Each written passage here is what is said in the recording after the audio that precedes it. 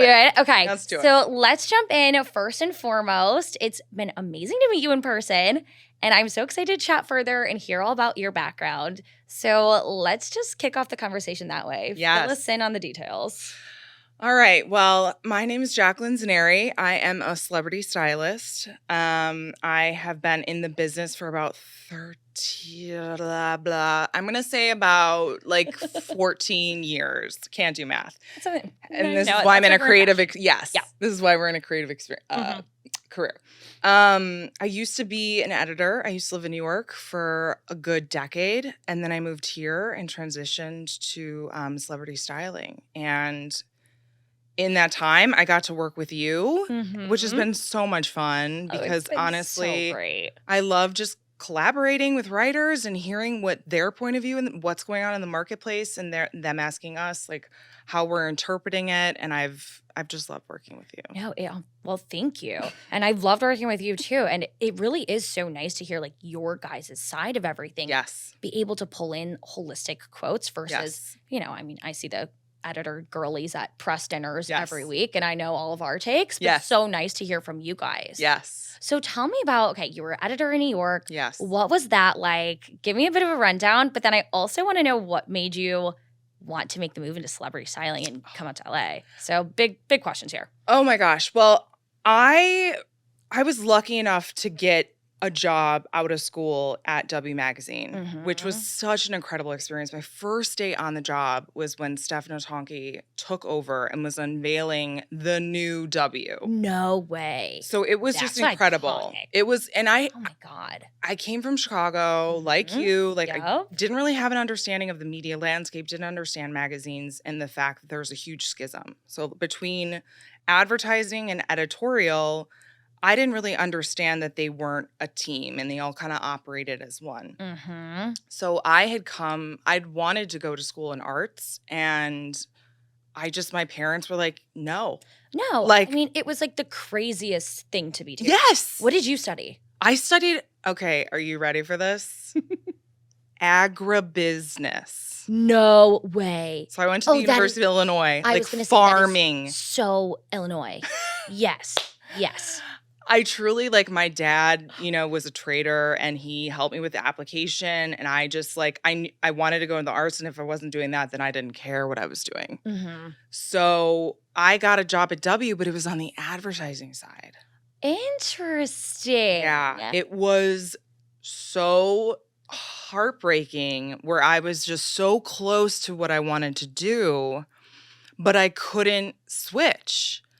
And for people who don't know, it is so siloed. Yes. Even as an intern, it's the pressure to have picked that lane, whether it even is market or features, was so set from early on. You were labeled, this is your lane.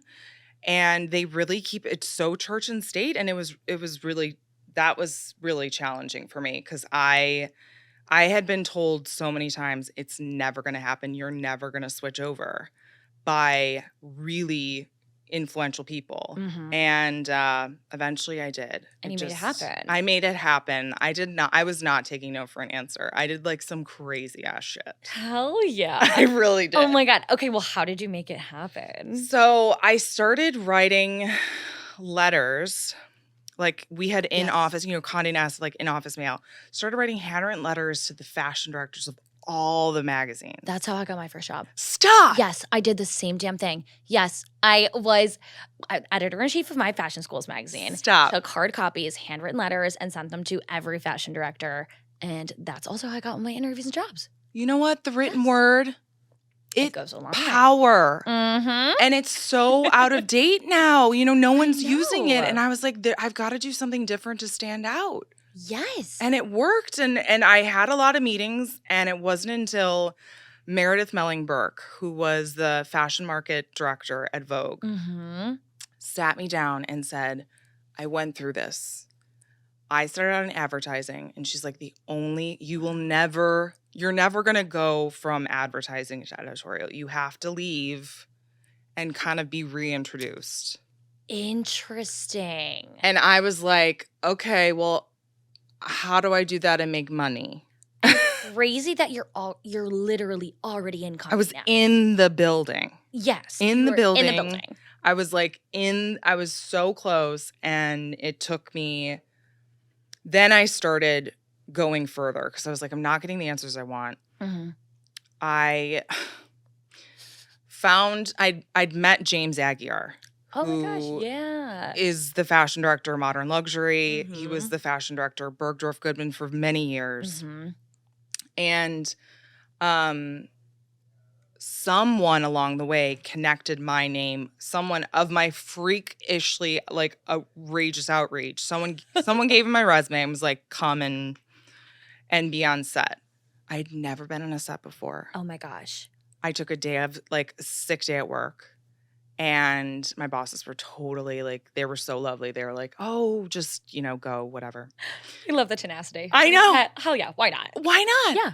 And it was a bridal shoot. And I know what I was doing, like never held a steamer before, but I just faked it. Right. I mean, that's all you can do. Really? And even if it was an easy introduction, it never is. Yeah. Like the energy on set is very like, okay, get on in there. Like things are moving quick. Yeah. And I feel like half the time about, when you're trying to work with others, it really comes down to the fact of like, do I like this person's energy? Yes. And what stood out for him was the fact that I was just like constantly moving, constantly trying to make it better, like just, sense of urgency, New York style sense of urgency, which I will never lose. And I'm like very proud of. As you should be. I mean, that, it took a lot to curate and to get going. Yep. And it goes a long way. It goes a really long way. If you just like, there's something about just being able to make things happen in a timely manner that just makes the wheels, it just goes. It does. It's just a fact. So he really gave me enough confidence to leave my job at W and to go to what I thought was going to be a job there, and it fell through. Oh, no. And I was like, this is devastating. I'm leaving New York. Yeah, how are you going to pay the New York rent? How am I going to pay the bills? I ended up breaking my arm. No way. Yep. Oh, then in styling, like, what are you going to do? I literally, I broke my arm, went down to Florida, was like, I need to rethink this. Then this is the story of this is the overarching, nature of this story of my, career path, is when I think it's over, it comes right out of the woodwork. And, I have a broken arm, and InStyle was like, we need help with a shoot. And at that point, I was like, I have to make this happen. Right. What else are you going to do? Went to the shoot, did the broken arm thing, tried to get a job, didn't happen. Long story short, that's how I really entered the business. After that, I just started really freelance assisting and just working as much as I could. And that was a whole new world. It was like, I feel like I've been through the ringer, Kendall. That's just chapter 1 and 2. Right. Oh my God. I mean, I can only imagine. Styling truly, you kind of, a lot of it, you have to be freelance too. Yes. So it's not even that just these set days are long. But yes. There's, the prep, the takedown, the hustle to get the jobs, the networking, yes. also to stay connected with people. There is so much that goes into that sector of the industry. It's truly, you have to pool all of these things, exactly what you just said. Mm-hmm. On top of that, it is a tremendously physical job. Oh, yeah. You are lugging hundreds of pounds. Meanwhile, these things are valuable. Oh, yeah. Hundreds of pounds of tens of thousands and thousands of thousands. Yeah. Did you see that news today about Nicki Minaj and Brett Allen, who's Doja Cat stylist? He's suing her for... Stop. Yeah, suing her because apparently there was some jewelry that got damaged. Oh, God. And I do this every day. I'm like, $55,000, sure. Blah, blah, blah. Sign my name away. And he is suing her. And I'm like, this could happen to me any day of the week. And it's a very real fear. Absolutely could. When I was more on the styling side, I remember being in-house at a magazine and everyone would fight. No one wanted to be the jewelry girl. You know what I mean? That was the worst. You did not want that responsibility. There's too much pressure. Yeah. Yes. I'm like, I almost wish that they were just fake. You know what I'm saying? Oh my God, I know. I would feel so much better because shit happens. Oh, it does. It does. It does. And it's crazy, too, the times when there's literally a babysitter bodyguard for an Yes. And, like, that happens. I feel like anybody outside of the industry would just, like, laugh at that. Like, there is a giant man there waiting to babysit this necklace. Dressed in black, usually an ex-cop who has some great stories. A severely thick New York accent. Oh, yeah. Brooklyn accent, Queens, and they, like, have such great stories. And, I've been just so fucking lucky to see these gorgeous pieces. And I'm sorry I'm swearing. No, you're fine. But there is a very real and visceral worry every single day about keeping track of so much stuff. Really? I mean, so much stuff. It's like the stress is real. Yes, these jobs are a lot of pressure. Yeah, they really are. Okay, so you're ending up your freelancing. Yes. You're in house in New York. Yes. So you end up going back into the magazine world and you were in house. Okay. What was that like? And then what finally when you were like, okay, no more magazines for me and we're going freelance celebrity? It was, well, I have to tell you this story because it's one of the craziest twists of fate of my life. Okay, and please do. So I had, thought there was a job, couldn't do it. I was freelancing a bunch and I couldn't afford rent. So I moved back to Chicago, our hometown. Yeah. And my friend worked at United. So I would hop planes whenever jobs came in. Oh, my goodness. Jump in and out, do these jobs. And eventually I was like, this is not sustainable. I'm going to move to LA. And 2 weeks out, the job that I thought I had came knocking. And I was like, I told James, no, I can't do it. I told him no. I was like, I'm 2 weeks out. Turned him down. He's like, listen, there's some tickets to Fashion Week. Like, why don't you come out here? My uncle lived there. He had a place for me to stay. And it was Victoria Beckham. And I flew out there. Okay. And I'm like, I walk into the room and I see Stefano Tonki, who's the person that I idolized, Anna Wintour, all of these, Grace Coddington, all in this room. And I was like, what am I doing? It was like out of that movie where it's like it all comes together and she's like, oh. And I ran out after that show and I was like, I want the job. I want the job. I want the job. Of course, he was like, I don't know if, we're too far down the line. Long story short, I get the job. Hell yeah. Okay. Cancel LA. Wasn't ready for me. And I get the dream job. I get the real deal. Oh, yeah. It was. I mean, that is major to have that just come to fruition in front of your eyes. It totally is a movie moment. It felt really like the three fates were just turning that dial. And just really just pulling me out. And it felt so right.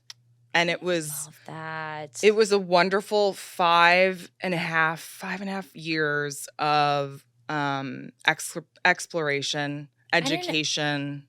And in fashion, that's a long time. It is. A very long time. It is. And then but then there's also those people who have been in these jobs for 10s and 20s and years. I mean, it's like there's a saying, as I'm sure you know, the only way you get a new job in fashion is either someone gets pregnant or dies. Right. You know what I mean? No one leaves. No, it is very extreme. It's either hopping every year. Yeah. Or it's 2 decades later. Yes. And maybe someone might leave. And that's why you're movement is difficult. And but I was in a place which it sounds like you had a similar experience where it's one person doing a lot of different things. Oh, yeah. Learning a whole lot. And it was tremendous. I expanded to writing, which I'd never done before.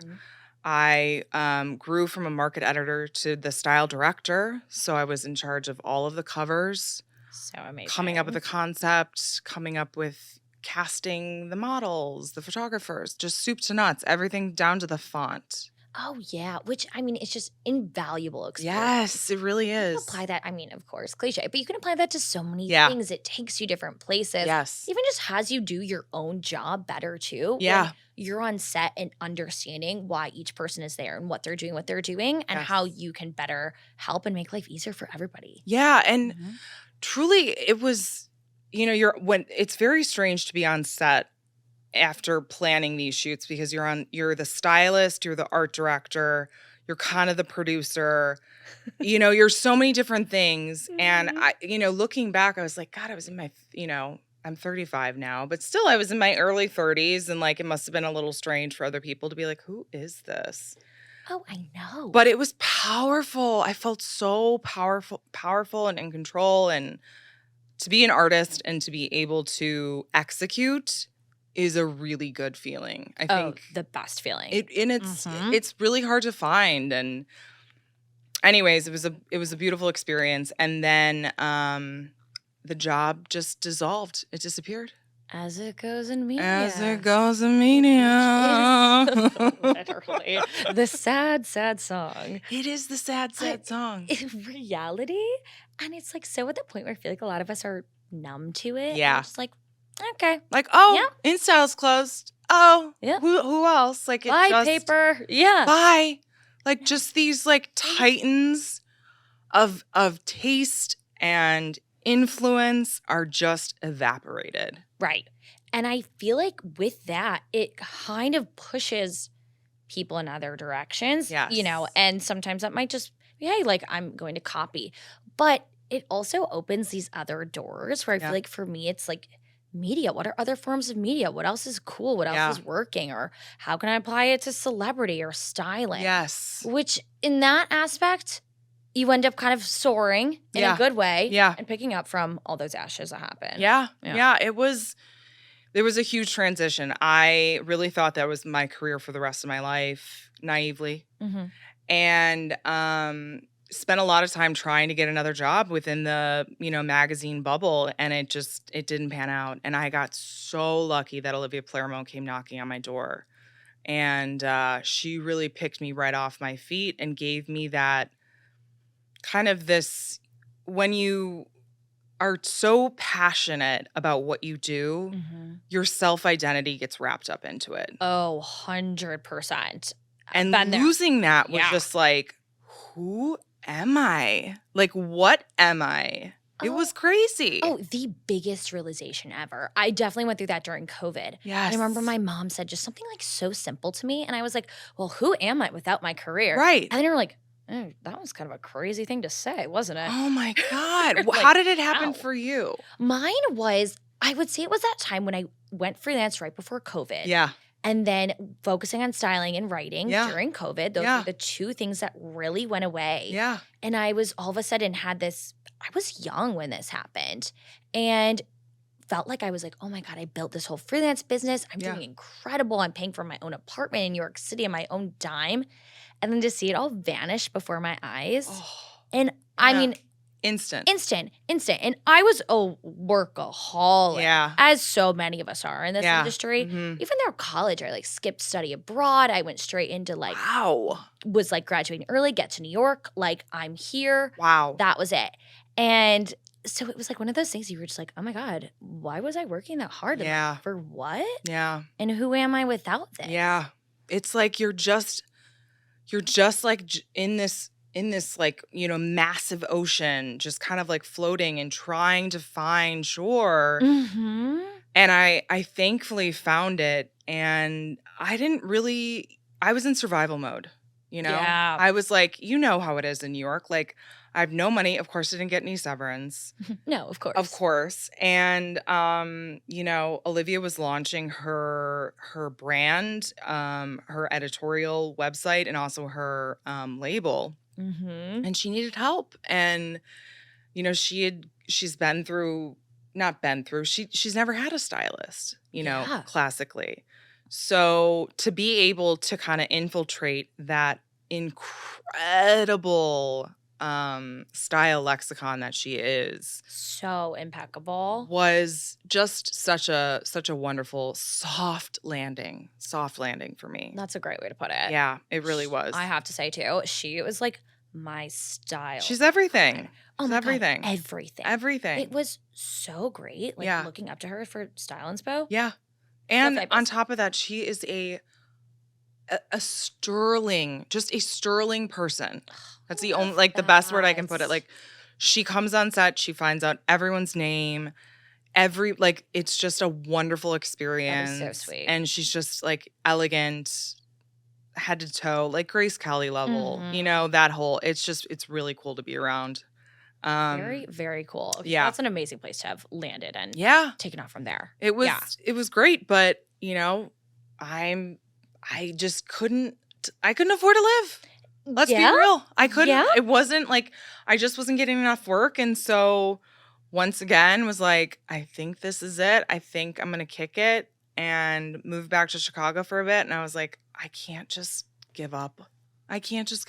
Right. And you know what I think is so funny? I've been talking to with some friends about this. Yeah, tell me. That in a lot of these creative industries, you can have, you're getting these amazing gigs, you're in the right rooms and all these things. Yes. But it doesn't reflect monetarily.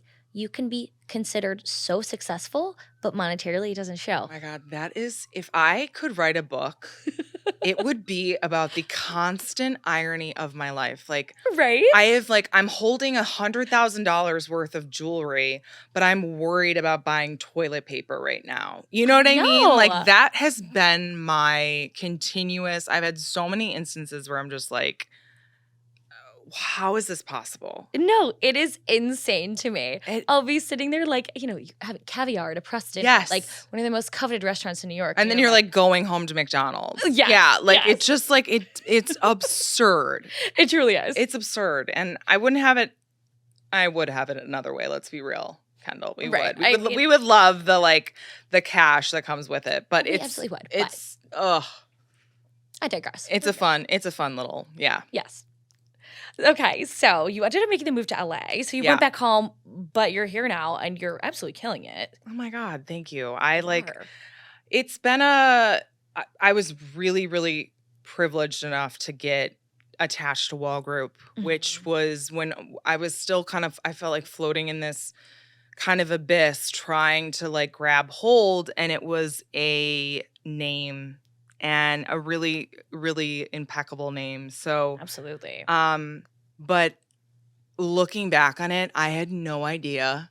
What I was doing. I thought what I did at Modern Luxury styling for the cover shoots, I thought that was styling, and it's not. Such different ballgame. It is not.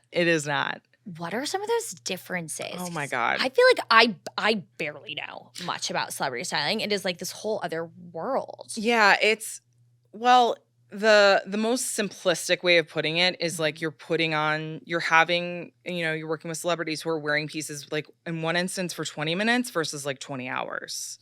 Yeah, right. And like the like wear and tear, like you have to think about a whole different set of things and making sure that they just look pristine for a long period of time. And that was a whole new concept of like having a tailor, understanding the way a garment's fit, understanding like what needs to be taken in here, there, and everywhere. I just was like doing little like, clips and that's and then no. Right, because you're not just, we can hide this for a photo. Yeah. We're going to shoot her this way. Like they're moving, living, breathing. And it's like, that was a whole new thing. Running a business, running your own business, understanding. That's a whole thing in itself. It's a whole thing. And it just, you have to make a lot of decisions about how to use your resources, your energy. And I'm being a little obtuse about it, but, at some point you also need to decide whether or not you're going to spend to make a look work. And that's been the most challenging aspect of what I'm going through right now is everyone thinks they should be in Saint Laurent. Of course. And the hardest part I'd say about what I do is having really honest conversations and trying to explain, this is where we're at. This is what's available to us. And it's not a reflection on anybody. It's just, this is just the nature of it. But going back to what you were saying about the differences, it's also so relationship based. You really have to cultivate and garden and really, and I've been so lucky to just enjoy the women that I work with. They're freaking incredible. Oh, They're absolutely incredible. fabulous. Yeah. How do you decide like who to work with? You've worked with some amazing people. Yeah. How do you how do you end up deciding like is it a good relationship Yeah. fit? Is it stylistic goals? Like Yeah. what does that process look like? I love there's always an entree conversation when everyone's kind of figuring out who's right for who. Mm-hmm. And I really get down to brass tacks and ask them where they came from, where they want to go, Mm-hmm. stylistically, where they think they're at and where they think they should go as well. And at the end of the day, Kendall, I just want to work with nice people. Right. It Nice. shouldn't be that much to ask. No. And sometimes it is. I've gotten really lucky. I've worked with only amazing people, but Good. it's so much of what I do, what you do, what being an artist is listening to your gut. So I think when it comes to choosing to work with, anyone, I always listen to my gut. Mm-hmm. And you just kind of know. You just totally know. do. It goes back to what you were saying too about being on set and you want that assistant that is hustling and is thinking outside of the box and making things happen. Yes. You got to be on that same wavelength, whatever the relationship is. And it's what I'm finding is so valuable in this business. And you'll notice like someone like Jennifer Aniston, who's been working with the same hairstylist for like 30 years. And there's a lack of loyalty too, which is so prevalent. And what's really hard is there's been instances where I've invested in a relationship very, very seriously, where I just like am really I'm just so tuned in. Mm-hmm. Like I'm spending a lot of my like brain power trying to like envision their style path. And it, there's been like a couple instances where they may have moved on and I'm just like, oh God, we barely got started. Oh. And it's like, I'm going like, you go through almost like a breakup. You're almost like, you have to mourn a little bit of it because it's a little bit of a dream. You have to form a fantasy of who this person is, who they could be, what your life could be working together. Mm-hmm. And that's been a really difficult part of the business for me. I bet. I mean, there's so much trust involved when it comes to things like that. Yes. And, on a multitude of levels Yes. that right when you break that trust, like that's tough. And that's a tough one. It's really tough. I say to everyone I work with on the first, go, I'm like, this is your worst first date ever. Because like blind date, because I'm showing up being like, hey, get naked. Literally. And I'm going to tell you what to wear on top of that. Mm-hmm. And why and what you should be thinking about. And what, it's just like. I know, it's so true. It really would be like your worst it's horrible. Nightmare of a first date. I'm just like, hey, nice to meet you. Get on. Like, it's and to try and build that trust in a matter of minutes is a really interesting skill that I'm kind of flexing and working to continue to hone that. Because God, it's like, think about going to a doctor and like you're just sitting there and all like being an OBGYN, all of a sudden you're like unnaked and she's like, oh yeah. You're just like, what's happening? No, I mean, anxiety attack just always. That's like literally what I do. Right. It's crazy. No, that is really crazy. It's wild. I remember I grew up acting and being on sets a lot. God. And it was always the stylist that like made me feel really comfortable. Yeah. And that like I knew I could turn to. Yeah. Even if like I needed a water or something like that. Yeah. I feel like the stylists, you could totally tell those that really build relationships with talent, and it like goes so much farther. You have to be incredibly empathic. And what's interesting is you're working with these people who are the peak of emotional intelligence. So they can pick up on stuff that sometimes I don't even pick up on, where they're like, oh, are you having like like, what's going on? Like, you looked a certain way. And I'm like, oh my God, like you guys are like, they're like surgeons, where they're just just like little emotional assassins. And That's it's hilarious. fascinating. That is so funny you say that, because I do feel like I've developed a lot of those type of like really like minuscule body language sort of things to like catch. And I think it's a Scorpio in me too. Hey girl, I'm a Scorpio. Yes. Oh, look at When's your birthday? November 17th. Oh my God, 15th. We're really close. Love it. Wait, I love both from Chicago, both worked in modern luxury, both Scorpios. I mean, watch out, world. Trifecta right here. Killing it. Oh my God. Okay, I love it. So tell me about you, like living in LA. Like, how is this? We were talking about the polarities of New York. Yes. And LA. Yeah. What is your life like here?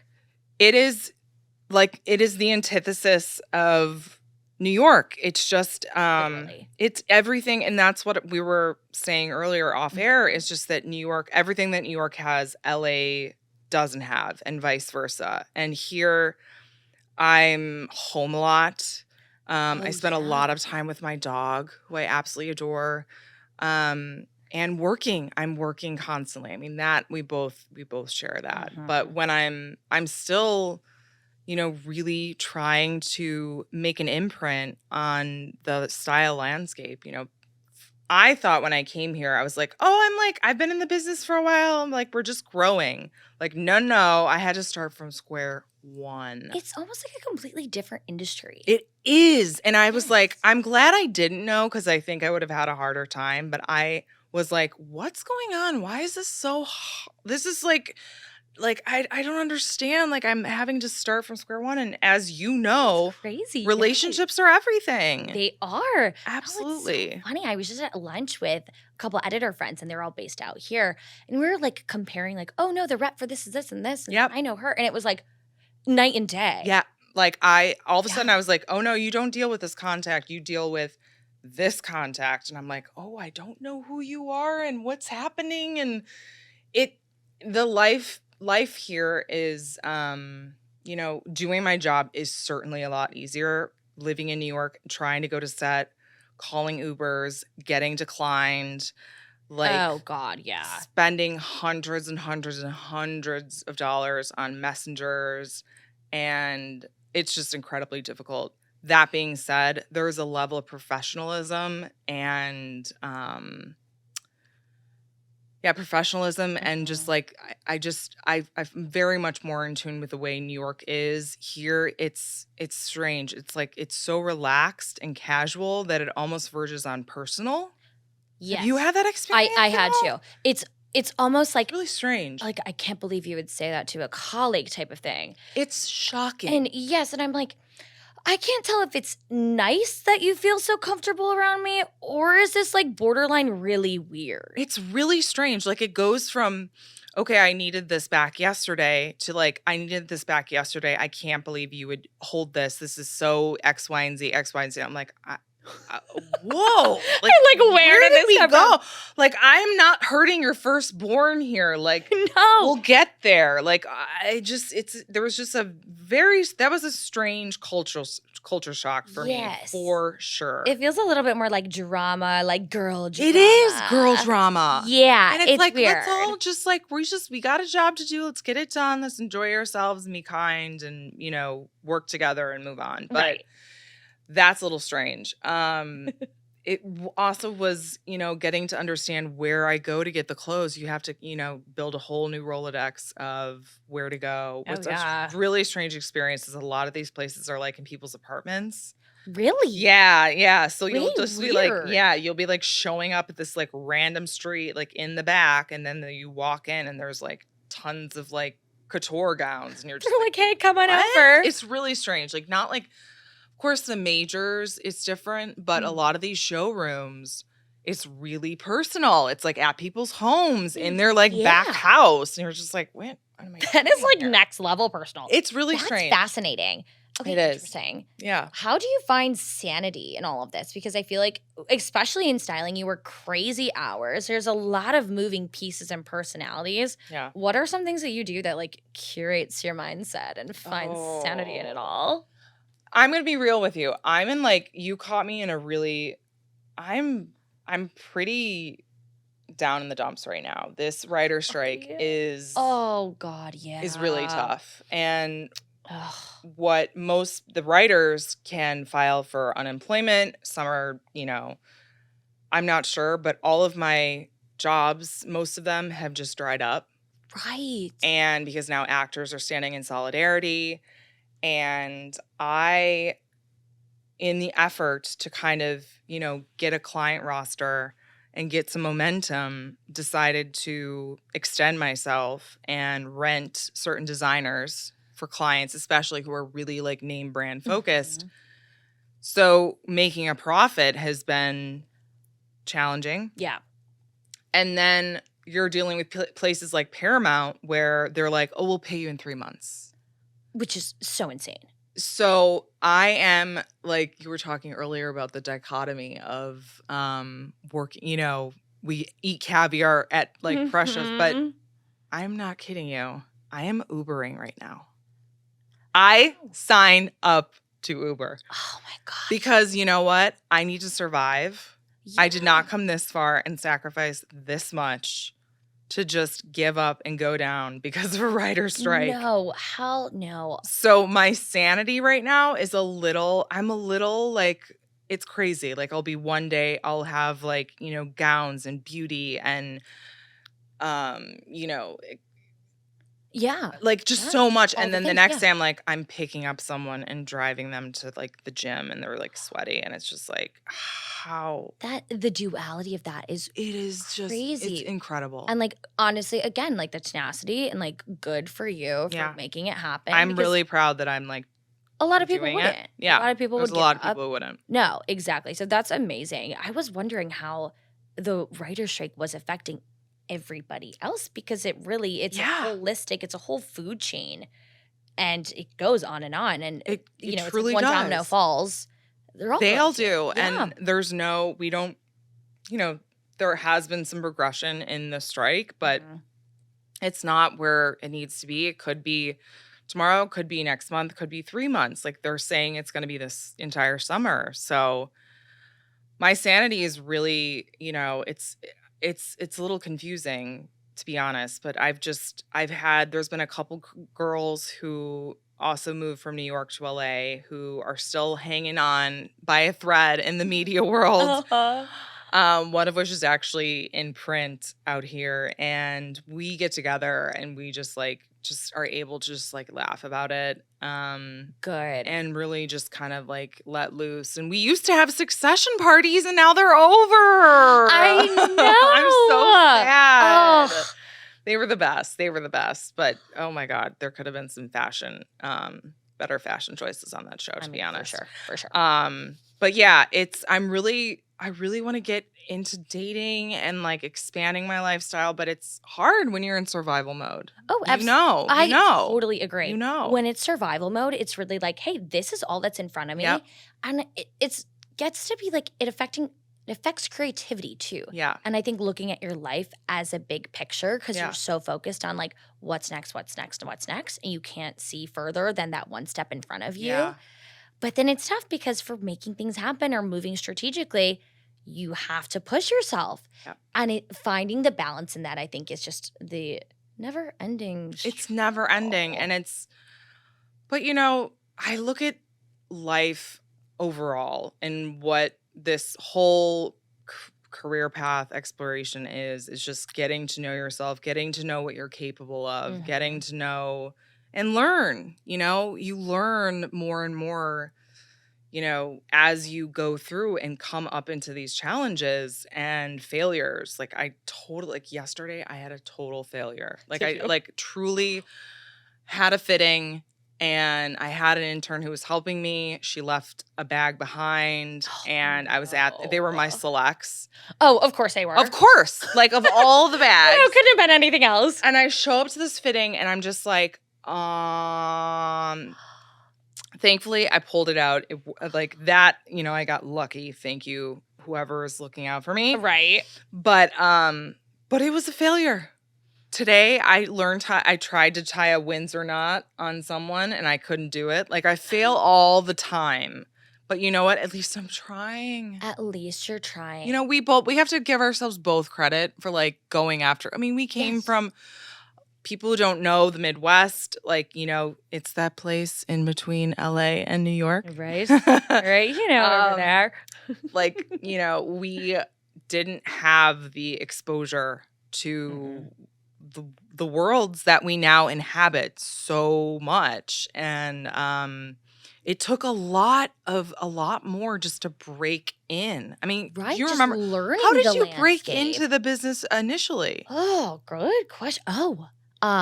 Honestly, I started a blog when I was in high school. And Yep. I just wanted to talk about fashion. I had no one to talk about it with. Mm-hmm. Taught myself how to write. I've never taken a writing class in my life. Oh, amazing. And just kept writing. And eventually, then that was how I got into modern luxury. Stop. Just happened because I had a portfolio of work. And that was it. I think that is the best piece of advice whenever anyone asks me anything. It's like, if you want to do if you have an idea of what you want to do, first of all, congratulations that you know, because a lot of people don't. My God, right. And second of all, what are you waiting for? Start doing it. Do the job you want. If you want to be an on-air radio host, get on YouTube. If you want to be writing and talking about fashion, launch a blog. Like, just do it. Just do it. No, it is the best lesson. And going back to what you're saying about making those mistakes, of being okay with those. Yep. And you kind of have to accept the humility that comes with it and the vulnerability. Yeah. And it's even tougher now that everything is on social media. And with fashion, there's pressure to have it on social media and be like, what's your day-to-day behind the scenes? Oh my Post God. your accomplishments. What's your work? And that level of accepting failure is even tougher now, but also going into the Scorpio, that like constant cycle of rebirth and the idea of the phoenix and rising up against it. Yes. That is like the one thing that carries me, is knowing that like, okay, I failed before and that's okay because somehow I figured it out. We're here now and it'll happen again. And like trusting yourself too. Absolutely. I think that like there's something so beautiful when you get to a place where you have a knowing inside of you that you can figure it out. And this past couple months, experiencing this shutdown, and I was like, I don't know what it, you can only take so much. And it really, really brought me to my knees. I was just like, I don't know if I can do this. I don't know if it's worth it. I don't know if I'm even good at it. Like, it just like... I just went down into the depths, and then I was Ubering, and then all of a sudden I got a little break last week that I'm working with someone new that I'm so excited about. Amazing. And it just was like such a reminder of like I couldn't see any light. I really was like, this is it. I'm like, those days freaking happen. And it's so tough. And it is funny. It is always at those like tower moments. Right? I'm like, a tarot girl too. Okay, good. Yeah. Oh, yeah. Yeah, so it's like, it's kind of weird, but good shit comes out of the woodwork. Yeah. But there's no way that you could ever have possibly planned for it. No. And it was like, just the weirdest feeling. Oh, the only way out is through, but like the way through can be so brutal. Oh, yeah, I can. And like, but then when you reach the point of like a little light, you're like, oh wait, that was kind of fun actually. Like going through that. It was like, oh, that was like a little movie, going through like the climb, whatever. Yes. You know what I'm saying? I know. You have your main character moment. Yes. Like, okay, yes. The plot is pretty good. I mean, really. But like, oh my gosh. I think, going back to social media, lately I used to be really like out and about and, all about me, but also when I transitioned into styling, it wasn't about me anymore. Right. That was a strange thing. It was like, when I was an editor, it was all about my point of view. And now it's about our point of view. So interesting. Because it's really like, I can work with these women and say, this is my opinion, this is my direction, this is how I see it. But unless I'm not letting, like, my rule with everybody is you are not walking out of this door until you're happy. I love until that. you feel strong, until you feel empowered. And so it's about kind of getting to that place and compromise. And compromise isn't the right word. I think understanding maybe. Right, because compromise, it feels like it has a negative like connotation. A negative, it but does. I get what you're saying, which kind of leads me to my last question. Yeah. I want to wrap it up at this idea of what's styling, and it motivates you to, go through all these hardships. What is it about styling that like makes you feel called to this why and like gets you through those dark days that we don't love so much? I think there's so much power in fashion in just exploring who you are and who this other person is. And I think what I'm drawn to is going through, like, drawing a personality out. I've seen these beautiful transformations all through just the power of fashion and them owning their skin in a whole different way. And it all is because, and they've told me flat out, it's because of these clothes and it's because of the way I feel. I feel like myself in a whole new way, and it's wonderfully rewarding. And so I'm really drawn to it for that reason. And then I'm also just drawn to the simple art of it. I really still fall in love with a beautiful, beautiful piece of, whether it's shoes, jewelry, bag, whatever, craftsmanship. It's just truly astounding. And I still have such a sense of wonder that I love to have. Oh, when those sparks happen of just a truly like magical show or Yes. amazing look, like Yes. it is such like Nothing a like it. lighthearted feeling, and like, Nothing you get like that it. flutter. It's so good. The best. Oh, I The best. love it. I love it. These are such beautiful answers, and like, No. thank you for being vulnerable and thank you for sharing your stories. Always. And Always. I leave it to two Scorpios to make this like Yes. fashion and turn it deep. Yes. I love it. Nice and raw. Yes. But thank you so much. This was awesome.